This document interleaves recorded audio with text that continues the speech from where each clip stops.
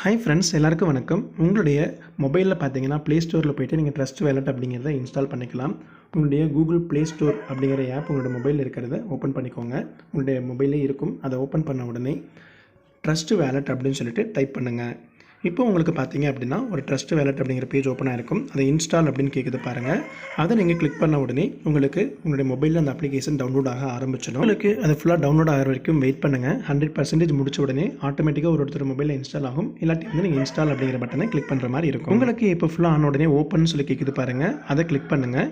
உங்களுடைய மொபைலில் இந்த ட்ரஸ்ட் வேலட் அப்ளிகேஷன் வந்து ஆட்டோமேட்டிக்காக இங்கே ஓப்பன் ஆகும். அப்படி இல்லைனாலும் உங்களுடைய மொபைலில் பார்த்தீங்க அப்படின்னா எல்லா அப்ளிகேஷன்ஸ் எப்படி இன்ஸ்டால் ஆனால் டிஸ்பிளே ஆகுமோ அந்த மாதிரி பிளேசஸ்லேயே நீங்கள் ஸ்க்ரால் பண்ணுறீங்க அப்படின்னா ஆட்டோமேட்டிக்காக அந்த ட்ரஸ்ட் வேலட் அப்படிங்கிற அந்த நோட்டிஃபிகேஷனுமே இருக்கும். அதை நீங்கள் ஓப்பன் பண்ணிக்கோங்க.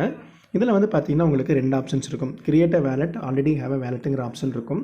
புதுசாக நீங்கள் இப்போ தான் ஃபஸ்ட் டைம் ட்ரஸ்ட் வேலட்டை கிரியேட் பண்ணுறீங்க அப்படின்னா கிரியேட் அ நியூ வேலட் அப்படிங்கிறத கிளிக் பண்ணுங்கள்.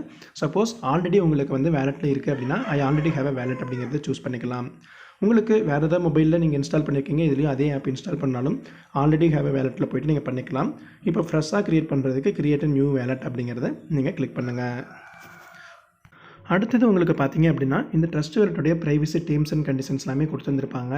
ஃபுல்லாக நீங்கள் படித்து பார்த்ததுக்கப்புறமா I have read a terms and கண்டிஷன்ஸ்ங்கிறத செக் பாக்ஸ் இருக்கும். அதை நீங்கள் டிக் பண்ணிவிட்டு கண்டினியூ அப்படிங்கிறதையும் சூஸ் பண்ணுங்கள். உங்களுக்கு இதை ஓப்பன் பண்ண உடனே பார்த்தீங்கன்னா ஒரு பேக்கப் ஆப்ஷன்ஸ் மாதிரி காமிச்சிருக்கும். இதில் வந்து உங்களோட பாஸ்வேர்ட் மறந்துருச்சு, அந்த ப்ரைஸ் மறந்துருச்சுன்னா நீங்கள் மறுபடியும் அதை ரீசெட் பண்ணவே முடியாது அப்படிங்கிறதும் இருக்கும்.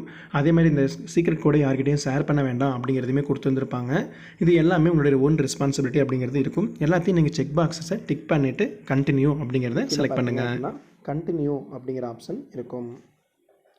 இப்போ வந்து உங்களுக்கு சீக்ரெட் ப்ரைஸ் செலக்ட் பண்ணுங்கள் அப்படிங்கிற மாதிரி கேட்டிருந்துருப்பாங்க. இதை வந்து நீங்கள் கரெக்டாக சூஸ் பண்ணிக்கணும்.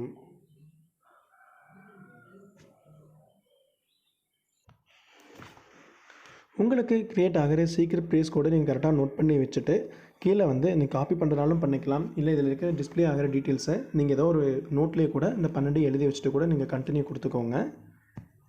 நீங்கள் பேப்பரில் எழுதி வைக்கும்போது எது 1, 2 அப்படின்னு இருந்துச்சோ அந்த ஆர்டரில் நீங்கள் இதை செலக்ட் பண்ணிட்டே வந்தீங்க அப்படின்னா கரெக்டாக கொடுத்தீங்கன்னா மட்டும்தான் வெல் டன் அப்படிங்கிறது வரும். அதுக்கப்புறம் நீங்கள் டன் அப்படிங்கிற கரெக்டான வேலட்டை க்ரியேட் பண்ணிக்கோங்க.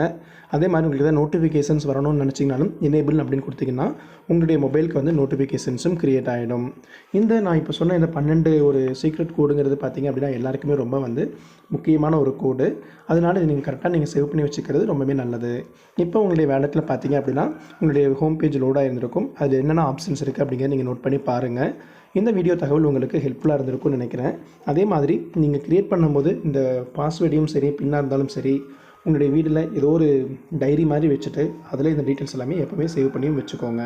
அப்போ தான் வந்து உங்களுக்கு பார்த்தீங்க அப்படின்னா இதில் அடுத்தடுத்த டைம் நீங்கள் அப்டேட் பண்ணி எடுக்கிறதுக்கும் ரொம்ப யூஸ்ஃபுல்லாக இருக்கும்.